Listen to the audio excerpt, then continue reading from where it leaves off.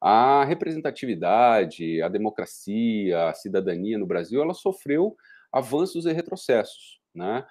Nós temos, por exemplo, a constituição de partidos nacionais somente na década de 30, 1930, a década, né, que estava no governo Getúlio Vargas. E a primeira vez aparecem os partidos nacionais. Até então os partidos eram regionais, estaduais, enfim. Nós tivemos aí o retorno da redemocratização, né, em 46 até 64, o regime civil militar, avançando em 64. Então, nesse período, nós tivemos partidos, né, nós tivemos a UDN, nós tivemos o PTB, né, o Partido Trabalhista, nós tivemos outros tantos partidos, alguns mais significativos, outros menos significativos, até que entramos no bipartidarismo, Arena e MDB, isso durante o regime civil-militar. Então, foi na redemocratização, especificamente com a Constituição de 1988, que começamos a votar em termos proporcionais. E a ideia da proporcionalidade nas eleições, ela está associada à possibilidade de representatividade de grupos menos favorecidos. Qual é a função do deputado? O deputado representa a população. Então, por isso ele precisa ser proporcional, porque uma população do Estado é uma população bastante diluída nos seus interesses, nos seus grupos, enfim. Então, nós temos, para a Câmara dos Deputados, a representação baseada na população. Então, uma população do Estado, e por isso toda a dinâmica do quociente eleitoral, de como ele é pensado, dividido no número de votos, né? E dá uma pluralidade maior. Foi uma ideia que, num determinado momento, conseguiu levar muitos representantes à Câmara dos Deputados, né? Porque são eleições proporcionais, lembrando que o Senado são eleições majoritárias, né? Tanto na Câmara dos Deputados como na Câmara dos vereadores nos municípios e nas assembleias legislativas. Então, esse modelo servia em ampla medida para fazer representar as minorias nos parlamentos.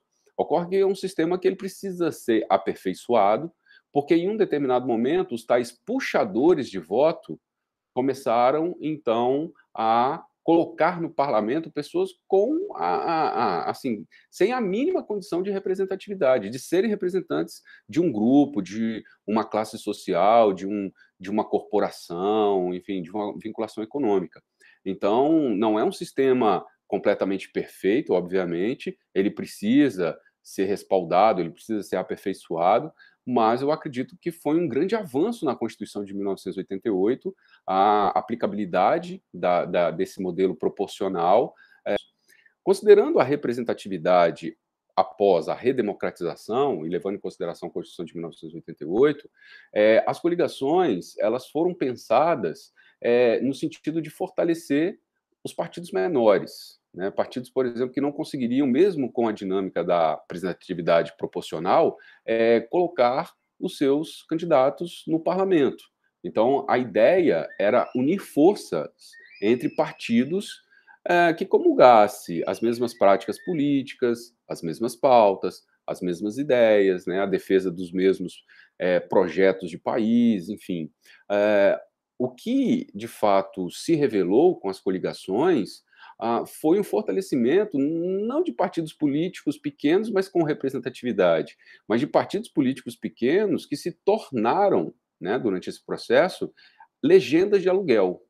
E essas legendas de aluguel não necessariamente se unem com partidos que comunguem da mesma ideologia, do mesmo projeto, ou seja, a aproximação de partidos, ela vai se dar por questões econômicas, por questões de tempo de televisão, né, de tempo de rádio e TV nas campanhas eleitorais, para dar visibilidade para partidos maiores. Então, assim, esses partidos políticos menores, os pequenos, que teoricamente seriam beneficiados, eles acabam entrando no jogo político como um alicerce de partidos maiores para, enfim, validar o maior tempo de rádio e televisão, o maior número de candidatos, e aí sim o maior número de votos que o partido, a coligação, no caso, pudesse amealhar durante o processo eleitoral.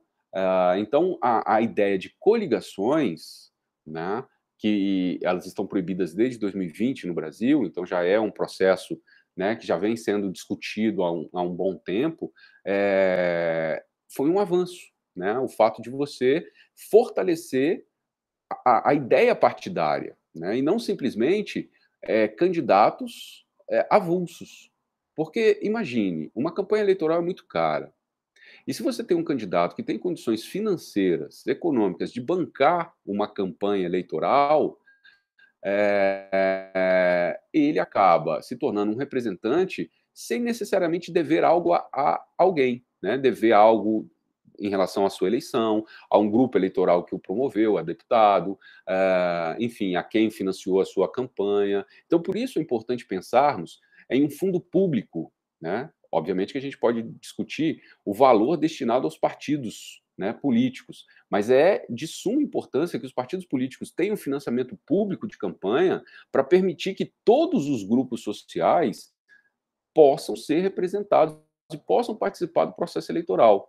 Porque as campanhas eleitorais são caras, e o sistema de coligação, ele acaba, então, favorecendo um candidato, porque o candidato já tem uma força econômica, ele se une a candidatos menores, e a votação expressiva desse candidato de maior porte, associado aos votos dos candidatos dos partidos menores, favorecem a coligação, e, no caso, os candidatos com maior votos na coligação. Sem a coligação, os votos eles são restritos aos partidos. E a tendência, então, é que os partidos sejam fortalecidos, sejam favorecidos nessa lógica eleitoral. Então, mais uma vez, né, a proporcionalidade, a ideia das coligações, o distritão, que a Câmara dos Deputados acabou não aprovando, representa um passo atrás daquilo que se pensou em algum momento da redemocratização e daquilo que se viu que efetivamente não tem benefícios comparados com os malefícios que, obviamente, eles produzem. No caso, essas coligações que unem partidos, enfim, os mais díspares possíveis. A pluralidade partidária, ela é bem-vinda, porque ela pode dar vazão, sentido aos vários projetos, né, às várias percepções de sociedade, às minorias, aos grupos, né, sejam eles econômicos, sociais, financeiros, familiares, enfim, as mais diferentes formas de organização social numa determinada sociedade. Ocorre que muitos partidos, né, ou seja, uma pluralidade desmedida, mais do que representar as diversas, né, diretrizes, as diversas possibilidades de entendimento de uma sociedade, na verdade, enfraquecem o próprio jogo político. Então, eu acredito que um número plural de partidos ele é sempre bem-vindo, né? Mas desde que esses partidos tenham efetivamente uma representatividade na sociedade, sejam um reflexo da sociedade, e não simplesmente partidos que são criados pro forma, que são criados seguindo os padrões, né, e as exigências burocráticas, mas efetivamente não representam ninguém. São esses os partidos de aluguel, né, que nós falamos nas legendas de aluguel.